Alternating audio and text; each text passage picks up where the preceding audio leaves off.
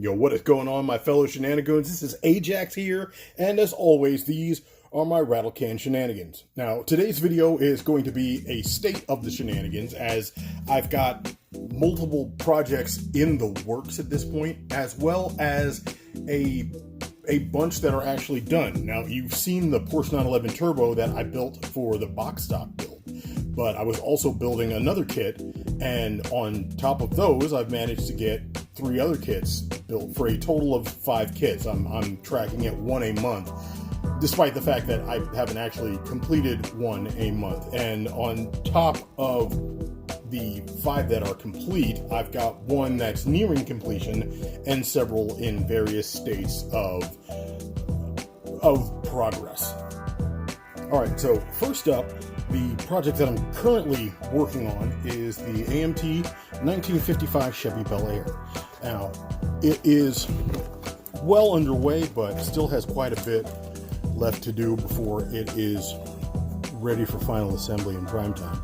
Now, as you can see here, I've got the body painted and cleared and polished. It's going to need a couple more rounds of polish, though, as I've seen places that still need some work. Nevertheless, it's in a pretty good spot right now, and I'm okay with it.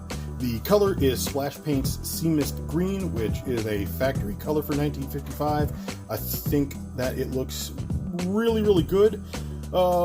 It matches the box art, which was not my intention initially, but it works out fine nonetheless. Also in here, I've got the interior. You can see here that I've made a detail pass on the dashboard here, if I can get the light to behave, and yeah, see, there you go. So we've got the detail pass on the dashboard here.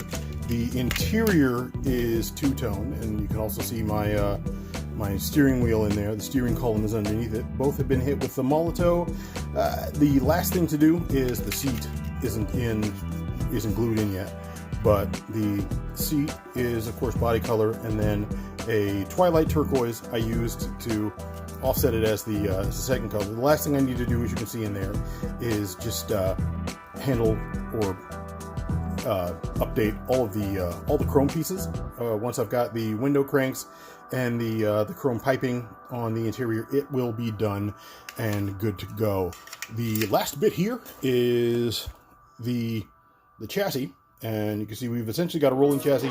These wheels aren't fastened completely yet, and the reason for that, as I show you the underside here, the reason for that is because, as you can look at the tires and see, they haven't been weathered yet. My plan is to pull these off, put them on a sander, or put them on my drill and sand them down so that they look like they've actually worn. And as far as the underbody goes, there is a bit of detail there with some oil deposits and whatnot brought to you, by Tamiya panel liner. My next pass on this, after I've got the wheels all taken care of, is just going to be a dusting with powder, just to get everything like dirty and well worn. This one is, because initially the idea was for me to build it as a 150 sedan. This is going to be a driven car. It'll be in good condition, but driven nonetheless. So that is currently where we stand on this project. Give me a moment and I will, as I throw the box around, give me a moment and I will bring up another kit.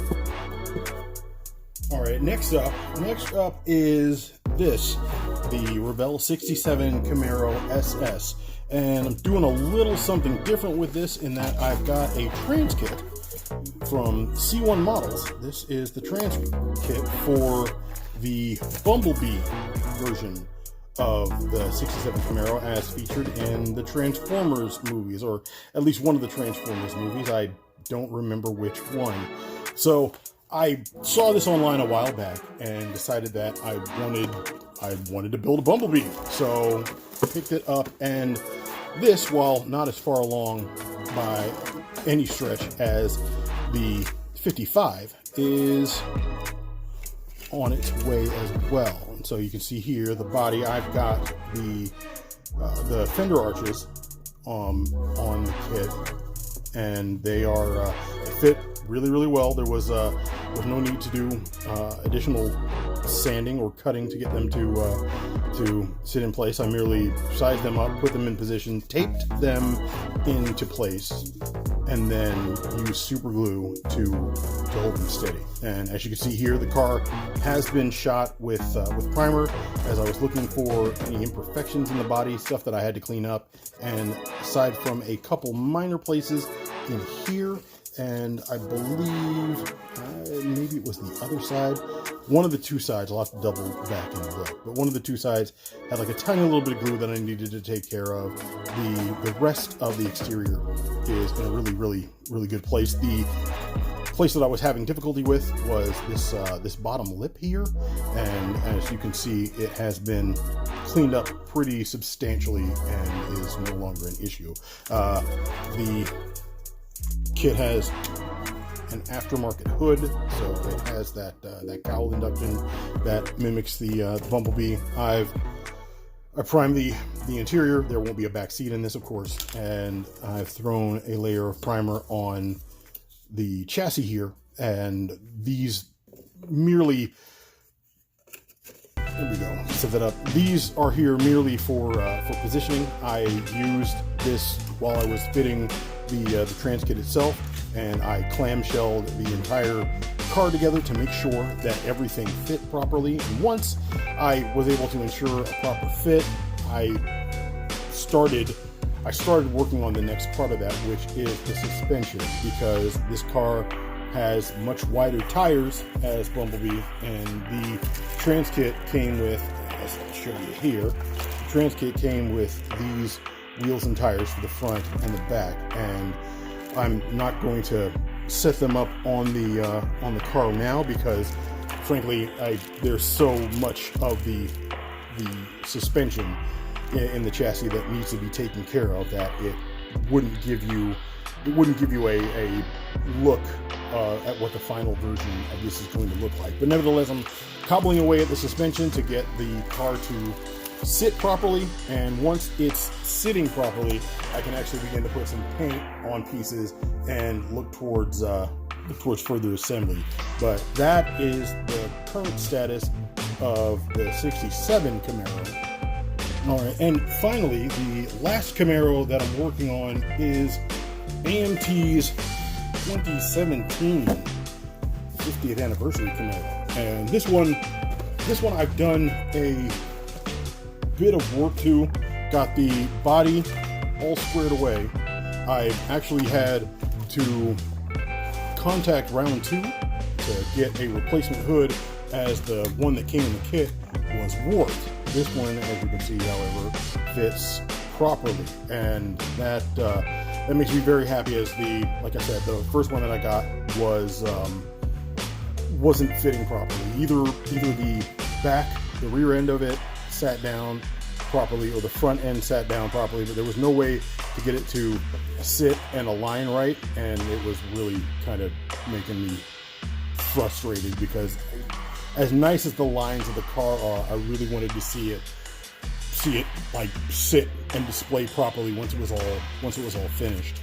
And so it is ready at this point for color. It's just a matter of me deciding on which color I want to use, and that is where I will solicit help from you guys watching. I've got 2 colors in mind.